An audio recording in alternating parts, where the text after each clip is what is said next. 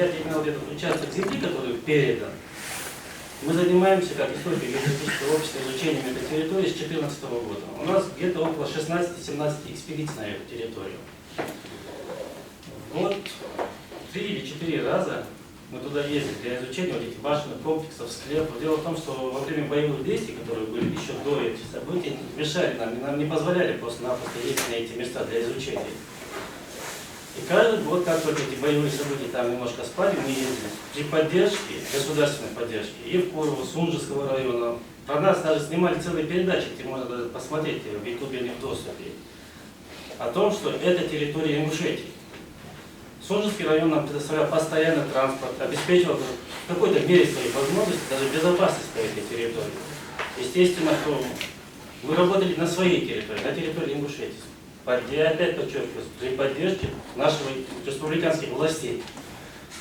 А сама ситуация вот так обостряться началась для нас где-то уже с 2017 года. Она вообще острая стала уже где-то в мае, весной 2018 года. Это почти за полгода до этих событий, вот, по подписанию соглашения. С чего это началось? Когда сотрудники Аргунского заповедника Чечни при поддержке их же министра, замминистра МВД доехали до Фортаги. На Фортаге находится мост. Фортага это река, правильно? Это река. Это где-то 20 километров внутри уже Ингушетии. Они поехали на эту территорию в мае, это происходит в мае. Это тоже можно зафиксировать. Это все есть в интернете. Это все вылаживалось в интернет, в Facebook, все это можно посмотреть.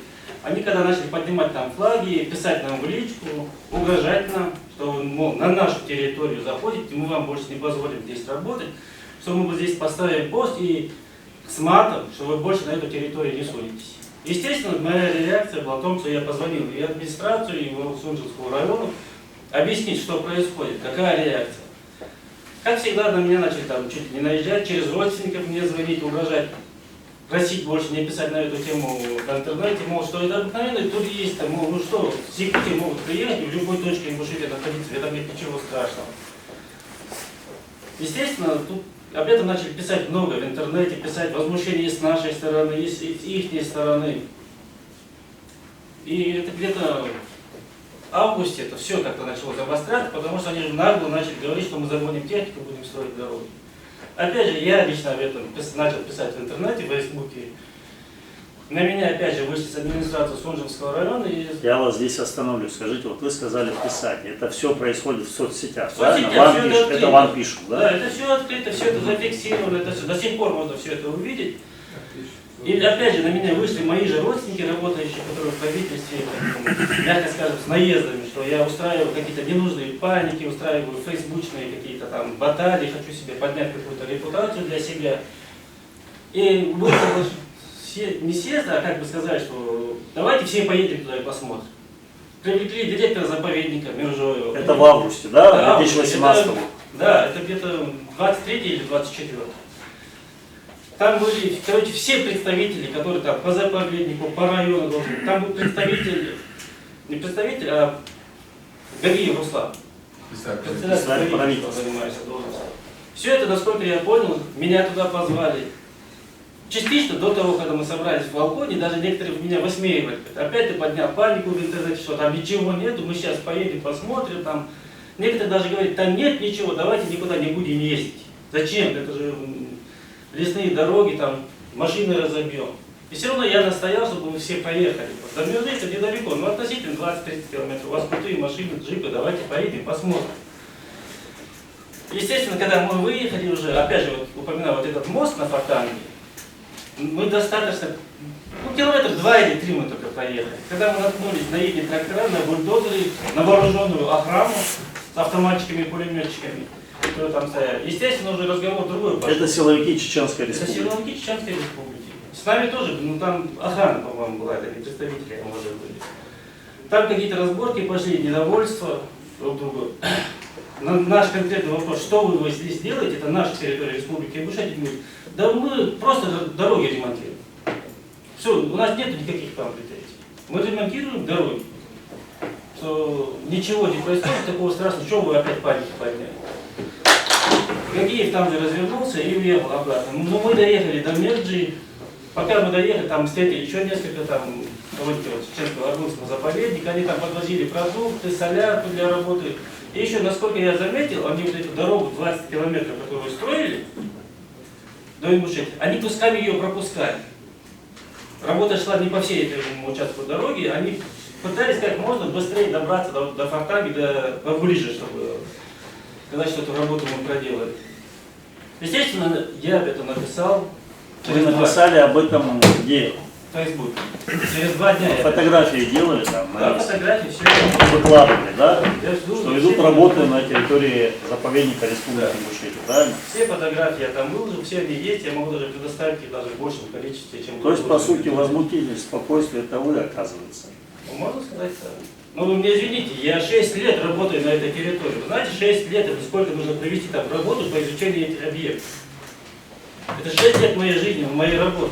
Скажите, пожалуйста, вот как раз вот эти события, да, предшествовали. Кто-то из подсудимых с вами присутствовал там? Нет. В соцсетях кто-то из них что-то писал в этот Нет. период времени? Призывал, может? Я даже не был знаком к тому времени. Я Вы просто не знал были. о существовании. Ну, зритель, да, по работе, а на научной работе я занимаюсь тем же самым, что одной работой занимаюсь. То есть я правильно понимаю, это была ваша активная гражданская позиция, как члена историко-географического общества Да. Дзурдзуки, да, который занимается, да, этими вопросами, там, Да, моя. описанием башен, там, нашей истории и так далее. Да. Хорошо, давайте продолжать тогда. Вы написали об этом, что происходило потом. Какие события дальше были?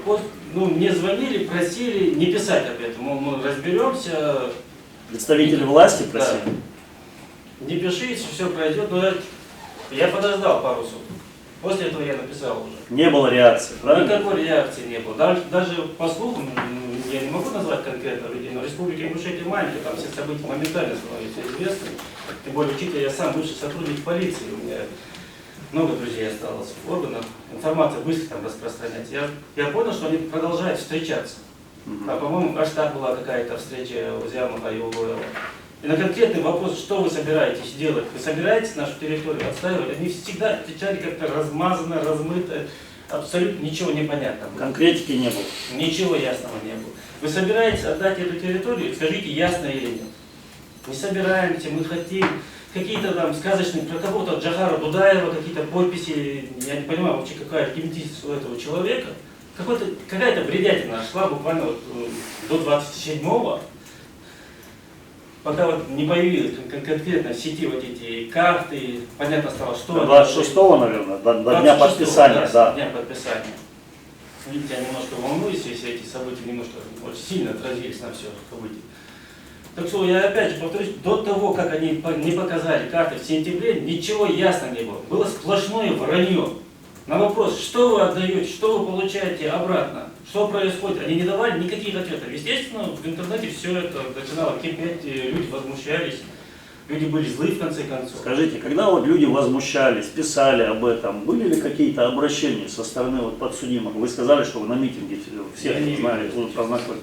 Не было, да? То есть были активные люди, абсолютно, скажем так, которые были незаметны. Я не могу сказать. Я могу даже смело сказать, что я больше возмущался в интернете, чем кто-либо другой. На сегодняшний день этот вопрос актуален вообще? Что, обсуждается ли это в ингушском обществе? Возмущение есть ли людей? Что говорят люди вообще? Про процесс этот сегодня, про людей, которые под стражей находятся. Люди возмущены, очень злы. Мало того, что я вам даже больше скажу. Вот посмотрите на этих людей, которые вот здесь сидят. Есть такое ощущение, что здесь собрали людей, выдернув из всех слоев ингушского общества. Здесь старейшины есть, здесь есть интеллигенция, здесь есть научные работники, молодежь. Такое ощущение, что их выбрали. Кстати, Погорова нет. Такого отношения, что и полицейских выдернут.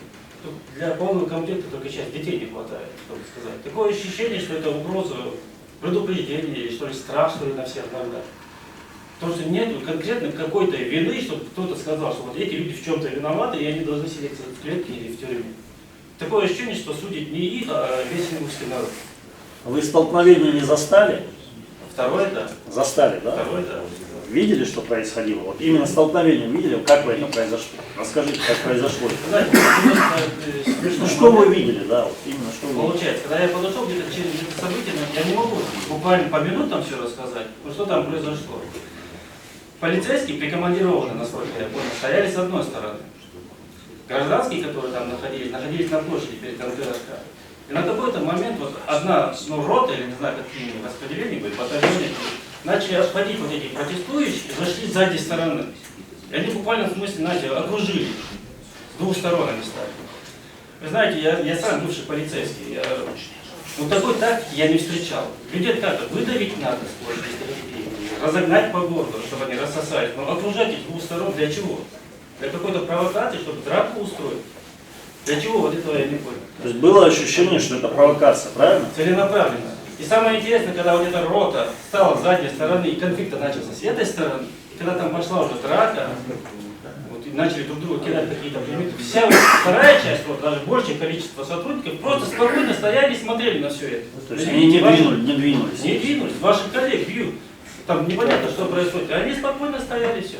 Что самое забавное, на следующий третий день появились кадры съемок со всех сторон, буквально в смысле даже с многоэтажных зданий. Такое ощущение, что это было все целенаправленно, подготовлено для драки.